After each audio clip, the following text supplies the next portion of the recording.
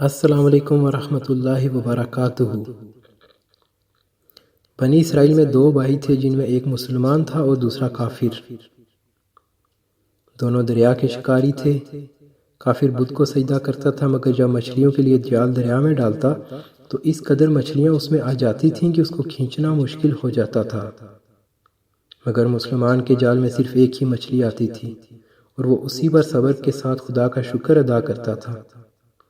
اتفاقاً ایک روز اس مسلمان کی بیوی اپنے مکان کی چھت پر گئی تو اس کی نظر کافر کی بیوی پر پڑی، جو زیور اور بہترین لباس سے آراستہ تھی۔ یہ دیکھ کر اس مسلمان کی بیوی کے دل میں وسوسہ پیدا ہوا کہ کاش میں بھی ایسی ہی ہوتی۔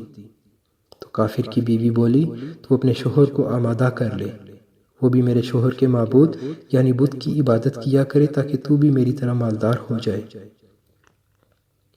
یہ سن کر مسلمان بھائی کی بیوی کچھ غمزدہ سی ہو کر نیچے آئی، اور جب اس کا شوہر گھر آیا تو اس نے بیوی کا حال تبدیل ہوا دیکھ کر دریافت کیا کہ آخر کیا بات ہے جس سے وہ اس قدر غمزدہ ہوئی ہے۔ تو وہ کہنے لگی، بس میاں، یا تو مجھے طلاق دے دو یا اپنے بھائی کے معبود کی پرستش اختیار کرو۔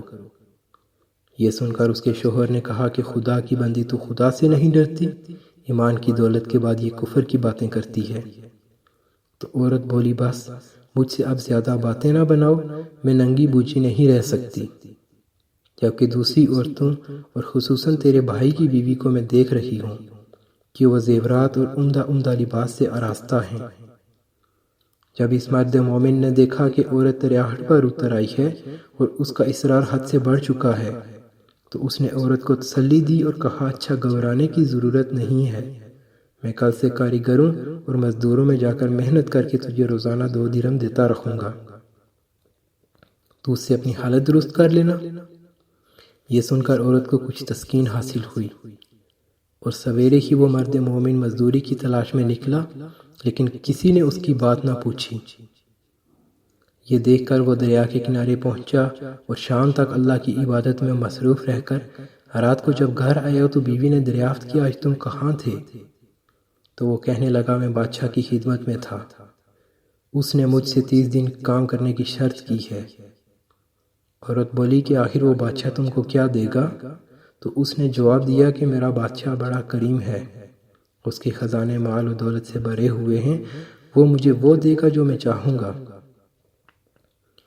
اسی طرح برابر وہ اپنے محبوب برحق کی عبادت میں مصروف رہا، اور 30ویں رات ہوئی تو بیوی نے کہا، سنو میاں، اگر کل تم نے مجھے مزدوری لا کر نہیں دی تو تم پر مجھے طلاق دینا لازم ہو جائے گا۔ یہ سن کر اس کو قدرے پریشانی لاحق ہوئی، اور 30ویں صبح اس نے ایک یہودی سے کہا، کیا تم مجھے مزدوری پر لگا لو گے؟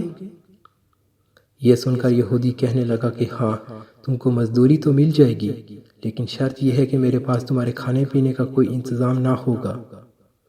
لہٰذا وہ مرد مومن روزے کی نیت کر کے یہودی کے ساتھ کھو لیے، اور اللہ تعالیٰ کے حکم سے حضرت جبرائیل علیہ السلام 29 اشرفیاں لے کر ایک نورانی طباق میں اس کی بیوی کے پاس پہنچے اور کہنے لگے، میں بادشاہ کا قاصد ہوں، اسی نے یہ اشرفیاں لے کر مجھ کو تیرے پاس بھیجا ہے اور فرمایا ہے کہ تیرا شوہر ہمارے کام میں تھا، ہم نے اس کو نہ چھوڑا یہاں تک کہ اسی نے ہم کو چھوڑ دیا اور یہودی کے پاس چلا گیا۔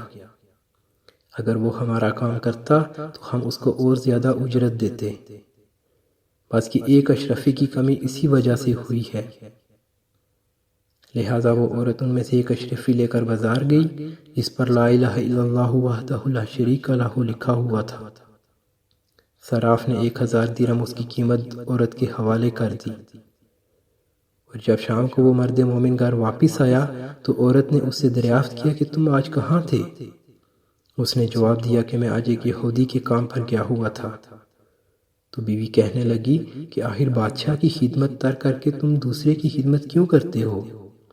پھر اس کو اشرفیوں کا واقعہ سنایا، جس کو سن کر وہ مرد مومن روتے روتے بے ہوش ہو گیا، اور جب اس کو ہوش ہوا تو بیوی سے کہنے لگا، افسوس کہ میں نے بادشاہ دو جہاں کی خدمت کا حق اپنے اوپر لازم نہ کیا۔ اس کے بعد اس شخص نے اس عورت کو چھوڑ دیا اور پہاڑوں پر چلا گیا، جہاں خدا کی عبادت ہی میں مصروف رہ کر اس کا انتقال ہو گیا۔ اللہ تعالیٰ اس پر اپنا رحم فرمائے، آمین۔ اللہ کے خزانوں میں کوئی کمی نہیں ہوتی، وہ بندے کو اس کی عبادت کا صلہ ضرور دیتا ہے۔ بعض دفعہ کسی حکمت کی بنا پر اس کے یہاں دیر ضرور ہو جاتی ہے، لیکن بہرحال اندھیر پھر بھی نہیں، وہ اپنے بندوں کو دیتا ضرور ہے۔ اللہ تعالیٰ ہم سب کو صبر و شکر کے ساتھ رہ کر زندگی گزارنے کی توفیق عطا فرمائے، آمین۔